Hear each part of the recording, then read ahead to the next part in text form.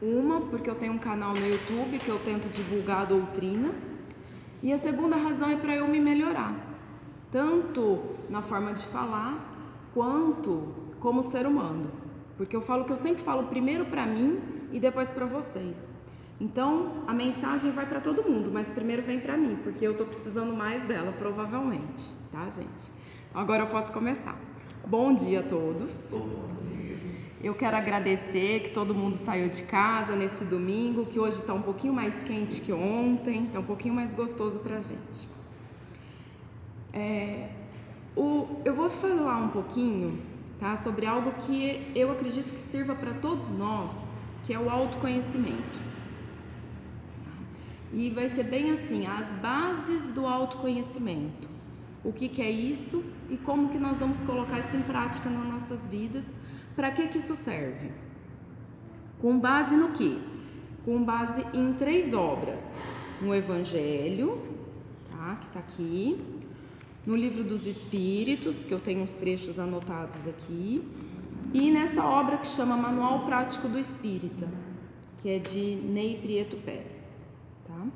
Então aí eu vou fazer pequenas citações dessas 3 obras para a gente conversar um pouquinho sobre o autoconhecimento. Então, vamos lá. No Livro dos Espíritos, na conclusão, no item 7, está escrito assim: o Espiritismo se apresenta sobre 3 aspectos diferentes: o das manifestações, o dos princípios de filosofia e moral que delas decorrem e o da aplicação desses princípios. Daí as 3 classes ou os 3 graus dos seus adeptos. Primeiro adepto do Espiritismo, os que creem nas manifestações e se limitam a constatá-las. Para eles é uma ciência de experimentação.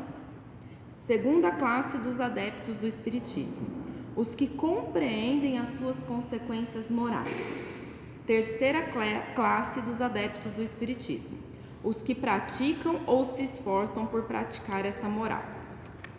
Então nós vemos constantemente as pessoas se aproximando dos centros espíritas com o intuito de verem espíritos, de verem manifestações, de conversarem com os desencarnados, ou porque assistiram algum filme de terror e querem ver aquilo na prática.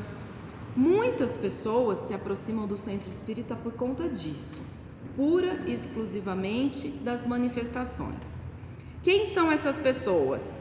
Aquelas que acreditam que o Espiritismo é apenas uma ciência de experimentação. Elas só querem vir aqui para ver esse tipo de manifestação e ver se vai ser comprovado ou não. Eu quero ter certeza de que os mortos conversam com a gente. E aí procura o centro espírita. Aí nós temos aquelas pessoas que estudam a filosofia, estudam a doutrina e a compreendem. Elas se tornam o quê? Teóricos. Elas se tornam puros estudiosos da doutrina, pessoas às vezes que falam difícil, que citam item por item do Evangelho, do Livro dos Espíritos, do Livro dos Médiuns, mas que não colocam nada em prática. Foi muito bom que o senhor falou sobre a questão da prática, né? E nós temos as pessoas que praticam e se esforçam para praticar essa moral. Porque o Espiritismo, qual que é o intuito de todas as manifestações que chamaram a atenção de Kardec para começar a estudar e para começar a codificar e explicar para a gente isso? É não só trabalhar essa filosofia, não só estudar essa filosofia, mas é colocar em prática essa moral. Esse é o principal objetivo. Aí nós vamos fazer uma... Então, assim, eu faço a seguinte pergunta: nós estamos aqui por que razão? E aí eu pretendo que vocês respondam as coisas que eu perguntarem, tá? Cada um de vocês veio aqui por quê? Quem veio aqui para ver espírito? Inicialmente. Ou quem veio aqui porque disseram assim: é uma filosofia nova, vamos lá estudar para entender. Quem que veio aqui realmente para ser lapidado, para ser trabalhado, para se melhorar como ser humano? Eu tenho certeza absoluta que 99% de nós não viemos aqui com um terceiro intuito. A gente descobre esse terceiro objetivo no decorrer da nossa frequência, mas a maioria de nós não chegou aqui por conta dele. Talvez nós tenhamos vindo até porque somos médiums ostensivos e não sabíamos disso. Então talvez as manifestações nos alcançaram primeiro para nos obrigar à verdadeira transformação. Aí nós vamos pegar o Evangelho. No capítulo 17, que é Sede Perfeitos, no item 4, que se eu não me engano é os bons espíritas, certo? Está escrito assim, bem no finzinho. Reconhece-se o verdadeiro espírita por sua transformação moral e pelos esforços que faz para dominar as suas más tendências. Então, é por conta disso que muitas pessoas dizem assim, eu não posso me chamar de espírita ainda, porque eu ainda não trabalhei a minha reforma íntima, eu ainda não fiz a minha transformação e eu não me esforço para dominar as minhas más tendências. Eu vou pegar uma brecha do que o nosso amigo disse no começo sobre o livre-arbítrio. Nós temos o livre-arbítrio, nós vamos seguir as nossas existências da forma como nós quisermos, da forma como nós entendermos adequada. Só que toda ação tem uma reação, toda causa tem uma consequência. Então, tudo o que nós cultivarmos, nós vamos colher depois. Não que sejamos tendenciosos ou que tenhamos uma doutrina que seja de destino. Não é isso. É apenas a lei de ação e reação. Tá? Então, vamos lá. Se eu me esforço para dominar as minhas más tendências, eu acho que eu já posso começar a ser chamado de espírita, né? Nós temos que começar por algum lugar, nós temos que ter um pontapé inicial. E o pontapé inicial é o esforço. Eu vou conseguir me transformar tudo de uma vez? Pode ser que sim e pode ser que não. Mas o que eu preciso? De esforço. Eu preciso de vontade, eu preciso de atitude, eu preciso trabalhar. Tá? Então vamos mais um pedacinho aqui do livro do Ney. Nós não estudamos o autoconhecimento. Isso vocês vão falar assim, mas espera aí, você está falando de várias coisas diferentes. Você está falando de reforma íntima, você está falando do estudo da doutrina e você está falando de autoconhecimento. O que é cada uma dessas coisas e por que você está falando de cada uma dessas coisas? O autoconhecimento é a base para que eu possa me transformar. Eu só tenho como me mudar se eu me conhecer. E o que acontece com 99% de nós? Nós não nos conhecemos. Por que nós temos problemas de relacionamento? Porque nós não nos conhecemos. E nós, no nosso orgulho, na nossa arrogância, nós esperamos conhecer o que se passa no outro. Eu sempre brinco, eu falo, eu não leio pensamentos. Então, se você não me falar o que você está pensando, eu não tenho como adivinhar. Tá? Quando nós estamos encarnados, a maioria de nós não lê pensamentos. Então nós temos que ter um diálogo com as pessoas com as quais a gente convive. Mas nós temos que nos autoconhecer, porque senão eu vou estar a vida inteira esperando que o outro supra em mim coisas que dependem de mim. E eu não vou viver bem, eu não vou ser feliz com ninguém.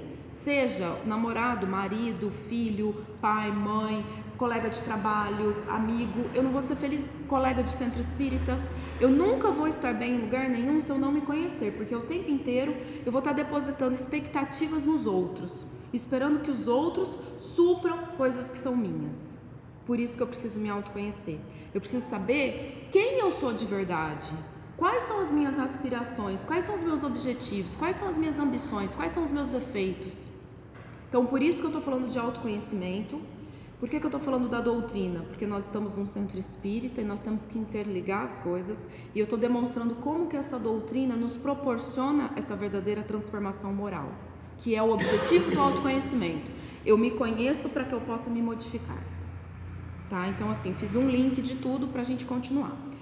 Então nós não estudamos o autoconhecimento para adquirir conhecimentos doutrinários teóricos, mas para se evangelizar, preparando-se para se conhecerem com mais profundidade e para se fazerem capazes de exemplificar os ensinamentos do Divino Mestre.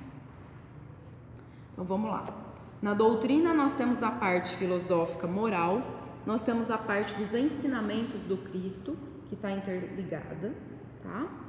E aí, nós estudamos o autoconhecimento para quê? Para colocar em prática tudo isso que a gente aprende na doutrina. Então, eu não estudo autoconhecimento para eu me tornar, assim, um exímio conhecedor da doutrina. Eu não estudo um autoconhecimento para eu vir aqui na frente e começar a dar palestras sobre o livro dos espíritos, sobre o livro dos médiuns. Não, eu estudo o autoconhecimento para eu pegar tudo isso que eu estou aprendendo e colocar em prática na minha vida. Que é o que o nosso irmão disse, colocar em prática. Não tem muita relevância eu ficar apenas estudando e não colocar em prática. Onde estão os ensinamentos do mestre que a gente tem que tomar como exemplo, como modelo e colocar em prática? Nesse livrinho aqui, ó. Se eu pegar esse livro, começar a trabalhar Evangelho Terapia, que parece que vocês têm um estudo disso aos sábados, né? Foi isso que eu entendi, tá certo? Se eu começar a seguir isso aqui na minha vida, começar a utilizar isso como um livro de cabeceira, como um guia, começar a pôr em prática, eu vou estar efetivamente me transformando e seguindo os ensinamentos do mestre. Então aí você fala assim, eu gosto muito do como, da pergunta como isso? E a resposta de como fazer está aqui. Acontece que nós, quando a gente lê o Evangelho, a gente lê como se fosse assim, sei lá, um livro de história antiga, algo que não tem relação nenhuma com os nossos dias atuais, ou como se fosse notícias de jornal. A gente não coloca aquela ênfase de trazer isso para dentro de nós, por falta de autoconhecimento. Então, eu leio o Evangelho como se não fosse comigo, como se fosse uma leitura, sem dinamismo nenhum, algo assim, parado. E aí eu não vou colocar em prática nunca, porque se não tem a ver com o meu dia a dia, é algo, né? Se eu pegar as parábolas, a maioria de nós não entende as parábolas. Então aquilo é algo distante da nossa vida, algo distante dos nossos defeitos, algo distante do nosso dia a dia. Como que eu vou colocar isso em prática se eu não estou entendendo aquilo como parte de mim? Então aí está faltando a gente estudar um pouco mais e tentar traduzir isso, talvez em grupo. O legal do estudo em grupo é por isso, porque cada um fala um pouquinho e a gente vai traduzindo isso para o nosso dia a dia. E aí aqui a gente tem o como fazer, a gente tem o que a gente deve trabalhar. Transformações morais positivas com base na reforma íntima e no desenvolvimento de virtudes cristãs. Não se conquistam sem sacrifícios, perseverança, humildade, desprendimento e amor ao próximo. Então assim, eu quero me transformar, eu quero ser uma pessoa melhor, já resolvi isso na teoria. O que eu preciso fazer? Trabalhar as minhas virtudes. Para que eu possa trabalhar as minhas virtudes, eu preciso antes conhecer os meus defeitos. Porque se eu não sei quais são os meus defeitos, o limite dos meus defeitos, eu não consigo enxergar onde começam as minhas qualidades. A partir do momento que eu identifiquei esses dois pontos, eu posso começar a trabalhar as minhas virtudes. E para isso eu preciso de um pouquinho de sacrifício, perseverança, humildade, desprendimento e amor ao próximo. Se a gente voltar para esse livrinho aqui, ele tem todos esses tópicos no decorrer do livro, esclarecendo cada um deles. Por exemplo, a gente tem um item que fala sobre a paciência, um item que fala sobre a benevolência, um item que fala sobre doçura, afabilidade, sobre a caridade, um capítulo inteiro falando sobre a caridade, um capítulo inteiro falando sobre amor ao próximo. Então assim, o como fazer está aqui. Como fazer para eu intensificar as minhas virtudes? Está aqui. Primeiro eu identifico quais são. Vamos supor que eu seja um pouquinho paciente. Vamos pegar um exemplo não muito corriqueiro. Vamos supor que eu seja um pouquinho paciente. O que eu posso fazer com isso? Eu identifiquei que eu sou um pouquinho paciente. Eu posso começar a trabalhar dia após dia para aumentar a minha paciência. Tá? Como eu vou trabalhar para aumentar a minha paciência? Eu posso trabalhar para ouvir antes de falar. Sabe, todo mundo assistiu o filme Nosso Lar? Eu pergunto do filme porque é mais fácil pra gente, né, do que ler o livro. Então, o certo seria todo mundo ler o livro, mas vamos lá para uma coisa mais simples. Todo mundo assistiu o filme? Todo mundo lembra daquele trecho em que o enfermeiro diz para o André Luiz: enche a boca de água? Então, se nós enchermos a nossa boca de água no dia a dia, vai nos auxiliar a trabalhar um pouco mais a nossa paciência. Antes de eu responder, porque olha o que a gente faz. Lógico que sou eu tenho certeza que vocês não fazem isso. A pessoa começa a conversar com a gente ouve metade do que a pessoa está falando, a gente deduz o restante da frase e a gente lasca. Nós não esperamos a pessoa terminar de dizer o que ela pensa, nós não esperamos ela concluir o raciocínio dela, nós não esperamos para a gente absorver aquilo e ver até que ponto que aquilo serve para mim ou não. Nós automaticamente entramos na defensiva e já começamos a responder antes de ouvir. Como eu disse, acho que só sou eu que faço isso, né? E aí o que acontece então? Isso demonstra uma falta de paciência da nossa parte, demonstra uma falta de amor ao próximo, uma falta de caridade, porque nós não estamos deixando a pessoa expor aquilo que ela precisa. E ouvir também é caridade. Então, se a gente encher a boca de água, nós vamos ter o tempinho necessário para a pessoa que está conversando com a gente terminar de falar, antes da gente jogar 10 pedras em cima da pessoa. Porque pode ser que aquela pessoa, 99% das vezes, aquela pessoa não está querendo nos atingir. Ela está simplesmente dizendo algo que ela sente, que ela pensa, que ela sofre, que ela necessita expor. A maioria das pessoas não faz nada de propósito, embora a gente pense que sempre é de propósito. Mas vocês fazem as coisas de propósito? Vocês ofendem os outros de propósito? É uma pergunta, gente. Então, se vocês não ofendem as pessoas de propósito, por que vocês acham que as outras pessoas vão te ofender de propósito? Por que a intenção do outro tem que ser sempre ruim e só a nossa que é boa? Da mesma forma que a gente não faz de propósito em ofender, em discutir, às vezes falar mais alto, às vezes ser intransigente, as outras pessoas também não fazem de propósito. Elas estão simplesmente vivendo as próprias vidas. E acontece de nós estarmos no caminho, ou acontece de nós convivermos com elas. Elas não querem nos atingir propositadamente. Então, se a gente colocar isso na nossa mente, que os outros não estão fazendo de propósito, que ninguém está querendo jogar pedra na gente o tempo inteiro, nós vamos ter um pouquinho mais de condições de ter paciência, tomar água para ouvir, pensar um pouquinho antes de rebater com 10 pedras, né? Aí sabe aquela brincadeirinha? Aguarda as facas, por favor. Nós vamos ter condições de começarmos a trabalhar as nossas virtudes em relação ao próximo. Trabalhando as nossas virtudes, nós diminuímos os nossos defeitos e nós vamos fazendo a verdadeira transformação moral, que também é chamada de reforma íntima, embora eu não gosto muito do termo reforma íntima, que eu acho que assusta. Então, se a gente falar transformação moral, é mais suave. Se a gente falar autoaprimoramento, melhoramento, evolução, é mais suave para a gente acostumar, tá? E nós vamos fazendo isso, aumentando também nosso amor ao próximo. E tá tudo aqui no Evangelho depois para a gente pesquisar. Cada um tem o seu capítulo ou o seu item explicando como fazer. Por que a gente faz tudo isso, gente? Para que a gente tem que se conhecer para fazer tudo isso? O que vocês acham?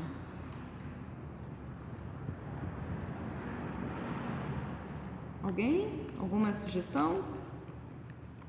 A gente fala assim, você está aqui para quê? Por que nós estamos aqui hoje encarnados nessa vida? Para que a gente leva a vida que a gente leva? Por que vocês vivem? Por que vocês acordam todo dia cedo?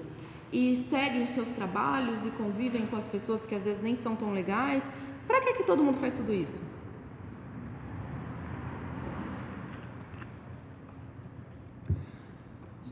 Quando a gente pergunta assim, o que você quer na vida? O que as pessoas costumam responder pra gente? Alguém já ouviu alguém falar assim, eu quero ser feliz? Alguém já ouviu falar assim, eu faço tudo isso hoje porque eu busco a felicidade, eu quero encontrar a felicidade? Verdadeira felicidade nós só vamos encontrar quando nós nos conhecermos. É a partir de tudo isso que eu estou dizendo que nós chegamos na verdadeira felicidade e nós chegamos a construir uma vida melhor. Eu acho que eu vou ser feliz se eu tiver uma mansão num condomínio fechado. Pode até ser que isso te traga uma felicidade momentânea ou uma ilusão de felicidade. Mas você só vai ser feliz se você entender por que essa sua aspiração de ter uma mansão no condomínio fechado é importante para você. Você só vai ser feliz na hora que você conquistar esses objetivos materiais, se você entender por que esses objetivos materiais são importantes para você. Porque senão, nós conquistamos as coisas materiais e continuamos sem ser felizes. Se eu comprar um carro novo, eu vou ser feliz. Mas pode ser que você vai, conquiste, compre o seu carro novo e ainda assim não encontre a felicidade que você queria com aquele bem. Se eu me casar, eu vou ser feliz. Pode ser que você se case e continue sendo infeliz. Porque você não sabe por que razão você quer se casar na verdade. O que você acha? Por que você acha que aquela outra pessoa vai te complementar? Por que aquela outra pessoa vai te ajudar a ser feliz? Qual que é essa minha carência, a minha necessidade de ter esse tipo de convivência? Ou pode ser que eu queira formar uma família, então se eu formar uma família eu vou ser feliz. Mas então meu intuito não é casar, meu intuito é formar uma família. Pode ser que as coisas estejam ligadas e pode ser que não. Porque uma família pode ser de irmãos, uma família pode ser de amigos, uma família pode ser de filhos, uma família pode ser a esposa, o marido e os filhos, uma família pode ser a família espírita. Mas eu preciso entender as minhas reais razões para as minhas aspirações, para os meus objetivos, para as minhas ambições. Porque senão eu não vou ser feliz nunca. Eu posso conquistar aquilo que supostamente é a minha felicidade e não vou me sentir bem. Quantas pessoas que vocês conhecem que parece que tem tudo, mas a depressão bate na porta? E aí a gente fala assim, nossa, mas aquela pessoa tem tudo. Ela tem uma vida boa, tem uma família boa, tem um marido bom, tem um emprego bom, tem filhos bons, mesmo assim aquela pessoa não é feliz. Tem tudo na nossa visão do que seria importante. Na visão daquela pessoa, nada daquilo é suficiente para trazer a felicidade para ela. Quando que a gente descobre o que é suficiente para a nossa felicidade? Quando nós nos conhecermos, quando nós olharmos para dentro de nós e começarmos a enxergar os nossos defeitos, as nossas virtudes e começar a trabalhar cada um deles dentro de nós. Aí a gente tem como trabalhar pela felicidade, tá? Nós temos condições até de conquistarmos novas esperanças para enfrentarmos a seleção espiritual que está acontecendo no nosso planeta. Aí eu já vou fazer um link com a transição planetária que nós estamos passando. Nós queremos continuar sermos espíritos aqui na Terra? Ou nós queremos ir para um planeta que ainda está um pouquinho menos evoluído que a Terra? O que a gente quer fazer? Qual dos dois mundos que a gente quer habitar? Nós queremos continuar trabalhando com maior afinco, com maior velocidade para chegarmos à categoria de espíritos perfeitos? Ou nós queremos fazer a nossa transformação moral de forma mais lerda, mais relaxada? Nós temos nosso livre-arbítrio. Nós escolhemos a velocidade que nós vamos evoluir. Aí espírita costuma dar desculpa, né? Eu sempre falo, quem quer arruma um jeito, quem não quer arruma desculpa. Então a nossa principal desculpa é essa. A gente estuda um pouquinho da doutrina e a gente fala assim, mas a evolução, a natureza não dá saltos. Olha que desculpa linda. Então, eu não vou evoluir tudo o que eu pretendo, tão já, ou em poucas encarnações, porque a evolução e a natureza não dá saltos. Tudo tem o seu ritmo. Isso é uma desculpa. Porque se eu tiver vontade, se eu tiver atitude, se eu trabalhar firmemente por isso, eu tenho condições de evoluir mais rápido. Inclusive, eu achei essa resposta, eu não me lembro agora se foi no Evangelho ou no Livro dos Espíritos, porque eu tenho uma amiga que falava assim, se a gente quiser, a gente evolui tudo numa encarnação só. E eu dizia para mim mesma, isso é impossível. Eu, assim, apegada aos meus defeitos, aqueles que eu não quero modificar tão já, eu dizia para mim mesma, não, isso é impossível. E aí eu fui pesquisar, até que eu achei um trecho que diz que se nós tivermos vontade, a gente tem condições de fazer isso. Acontece que nós não temos vontade. Aí você fala assim, não, eu tenho. Lógico que eu tenho vontade. Será que tem mesmo? Querendo pode. Será que tem mesmo? Certo.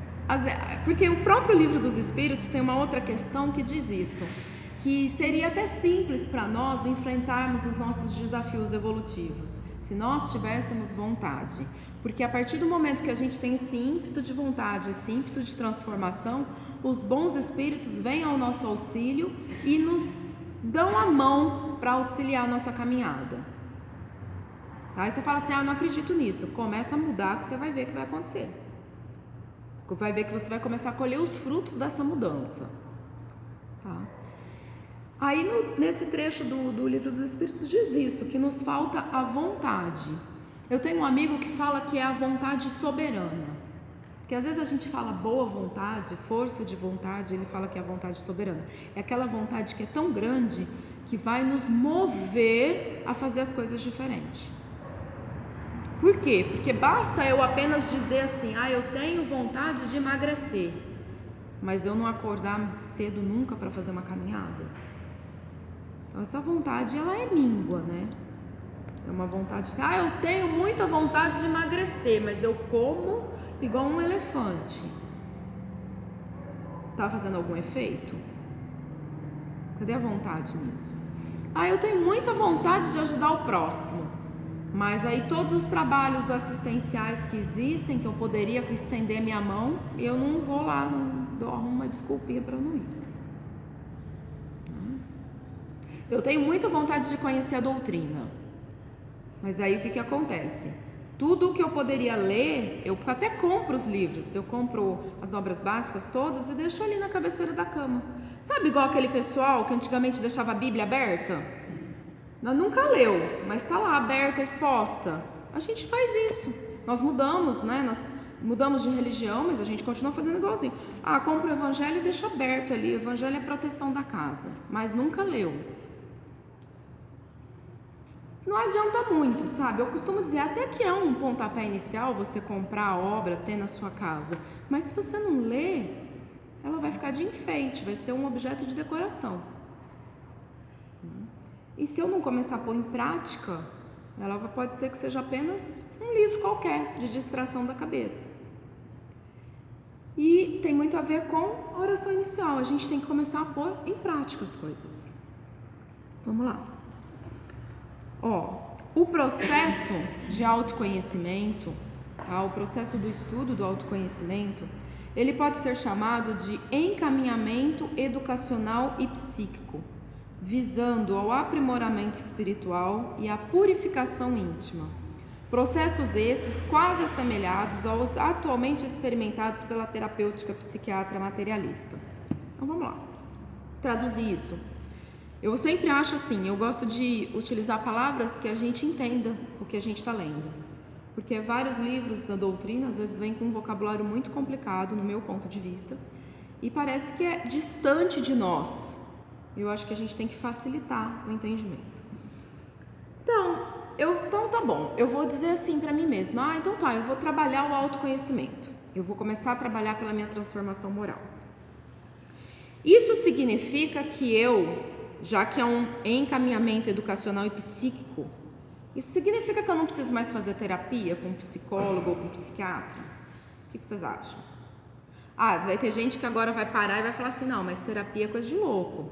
Psicólogo e psiquiatra só procura quem é louco.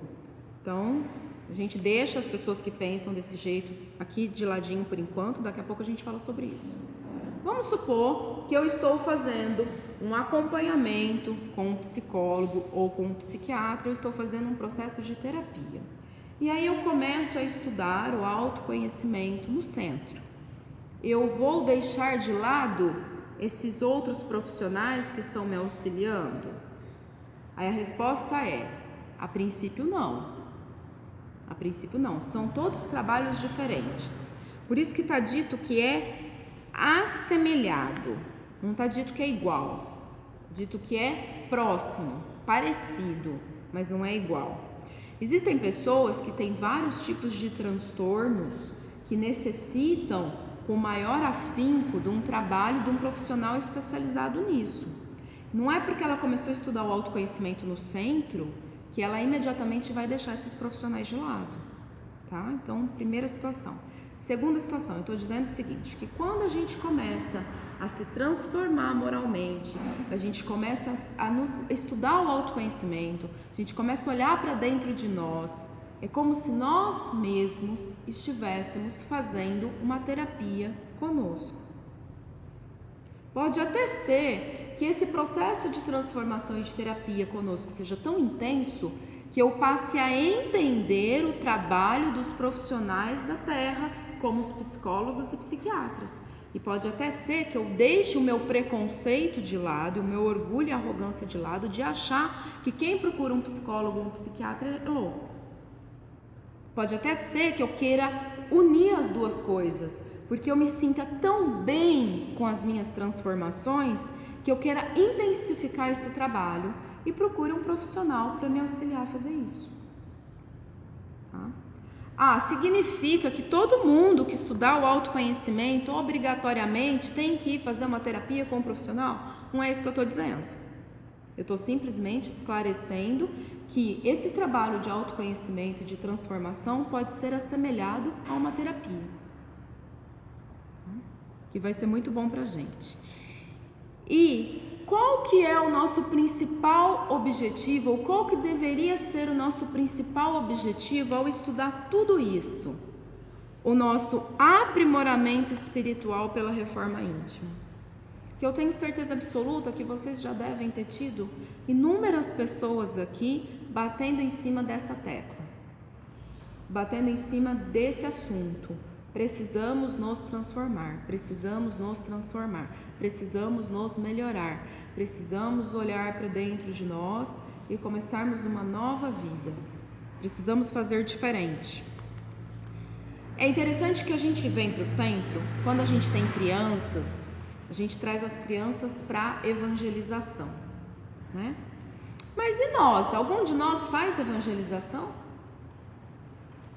Porque tudo isso que eu estou dizendo nada mais é do que um trabalho de evangelização. Por que a gente chama de evangelização? Nós vamos pegar o evangelho, nós vamos começar a estudar e nos educar moralmente. Isso é muito mais fácil da gente fazer com a criança do 0 aos 7 anos, pelo benefício do esquecimento. Tá? Conforme a gente vai reafirmando os nossos defeitos, as nossas mazelas, que a gente já traz na nossa matriz da alma de outras vidas, vai ficando um pouco mais difícil da gente fazer esse processo. Mas nós temos que trabalhar por isso. Então, um trabalho de evangelização de adultos para o resto das nossas existências. E aí entra a questão de estudar o Evangelho. Não só estudar, mas colocar em prática. O certo seria que nós tivéssemos trabalhos de evangelização de adultos eternamente, até para que nós possamos ser bons modelos para os nossos filhos, sobrinhos, crianças que convivem com a gente, adolescentes, não é? Porque às vezes a gente acha assim, eu não tenho filho, eu não tenho ninguém próximo e ninguém está vendo o que eu estou fazendo. Grande engano, certo? Porque muitas vezes nós estamos sendo um mau exemplo sem nos darmos conta disso. Sempre tem uma criança, um adolescente próximo que está observando as nossas condutas e utilizando aquilo para resvaler as suas próprias mazelas. Para dizer assim, tá vendo? Fulano faz, eu também posso fazer. Mas olha lá, o tio fuma, eu também posso fumar. Pegar um exemplo bem fácil da gente ver, né? Que agora, há alguns anos, existe uma guerra contra os cigarros. Eu acho até viável isso, embora eu pense pelo livre-arbítrio que quem quiser fumar, problema de quem está fumando. Mas assim, então vamos pegar o exemplo do cigarro, que é algo fácil já da gente identificar como um exemplo nocivo, tá? Quando a pessoa fuma, tem sempre alguém que está vendo. E é muito comum isso, uma criança, um adolescente olhar, apontar aquele que está fumando e dizer, mas aquela pessoa ele está fumando, então eu também posso fumar. Então, às vezes nós estamos sendo um mau exemplo sem nós nos darmos conta disso. Isso não é muito legal, tá? Esse espiritismo evangélico, ele tem como a principal exigência a transformação moral. E era o que Jesus pregava quando ele estava na Palestina. Ele pregava justamente isso, a transformação moral das pessoas. Por isso que ele dizia, os sãos não precisam de médico. Por isso que ele dizia que ele andava junto com os estropiados. Tá certo que também que era o público que tinha menos arrogância para aceitar ouvi-lo, né? Mas ele tentava fazer o quê? Ele tentava passar a palavra para todas essas pessoas. Eu vou pegar só mais um trechinho do Livro dos Espíritos, que é o item 5 da conclusão, que fala assim: com o Espiritismo, a humanidade deve entrar numa fase nova, a do progresso moral, que lhe é consequência inevitável. É muito legal nós estudarmos, nós trabalharmos pelo nosso progresso intelectual. O nosso progresso intelectual, ou seja, a gente estudar, fazer um curso superior, né? É muito legal, vai nos auxiliar no dia a dia como encarnados. E pode até ser que com o passar das encarnações, nós atingindo um progresso intelectual, vagarosamente nos leve ao progresso moral. Mas o mais importante não é isso. O mais importante é nós termos um progresso moral. É nós trabalharmos a moral dentro de cada um. Os princípios, a ética, os valores humanos, as virtudes. Esse é o mais importante. E para isso, nós não precisamos de nenhum curso específico. Nós não precisamos ser formados em nenhum tipo de faculdade. Nós não precisamos ter um doutorado, um mestrado. Nós não precisamos de nada disso. Nós precisamos de vontade, atitude. E começarmos a pôr em prática esses ensinamentos morais que essa doutrina bendita nos traz. O verdadeiro consolador. Eu acredito que esse é o verdadeiro caminho. Eu sempre falo, né, que eu falo primeiro para mim. Então eu tô nessa empreitada há algum tempo, embora o nosso amigo disse, eu espero que ela não fale dela, em outras palavras, mas isso eu tenho que falar de mim. Porque às vezes a gente vem aqui falar sobre algum tema e as pessoas acham assim, a pessoa estudou aquele tema, ela já sabe tudo sobre aquilo, ela já pôs em prática na vida dela, e não é nada disso. Eu estou no mesmo caminho que todos vocês. Eu estou aprendendo sobre mim mesma, eu estou me conhecendo, trabalhando os meus defeitos, tentando cultivar as minhas virtudes para ser um ser humano melhor. A velocidade que eu vou conseguir isso eu ainda não sei, mas eu estou trabalhando por isso. E eu espero que todos nós possamos sair daqui fortalecidos hoje para que a gente trabalhe isso no nosso dia a dia. Eu espero que todos nós possamos entender que o objetivo maior da doutrina não é só a gente ler livros com palavras difíceis, mas é a gente pôr em prática, é seguir realmente os ensinamentos do Mestre. Eu espero que a paz do Divino Amigo esteja com todos nós no dia de hoje, que nós temos um excelente domingo. Para aqueles que vão confraternizar com as famílias, que aproveitem, tentem ouvir antes de cacetear, que a gente tenha uma excelente semana. Obrigada pelo ouvido de vocês, obrigada por vocês estarem aqui e que assim seja.